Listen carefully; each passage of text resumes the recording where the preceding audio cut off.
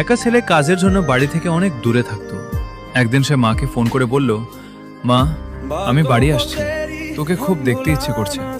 তোর হাতে রান্না করা খাবার খাবো, তোর কোলে মাথা রেখে একটু ঘুমাবো। ছেলের কথা শুনে মা খুশিতে কেঁদে ফেললেন। অনেকদিন পর ছেলেটা বাড়ি ফিরছে।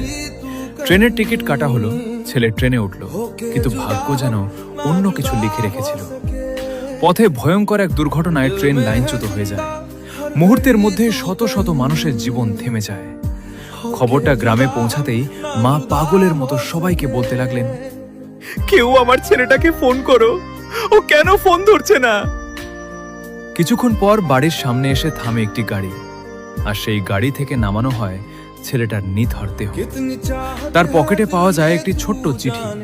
সেখানে লেখা ছিল, মা, তোকে জড়িয়ে ধরতে খুব ইচ্ছে করছে, তোর হাতে খেতে ইচ্ছে করছে, তোর কোলে মাথা রেখে ঘুমাতে ইচ্ছে করছে।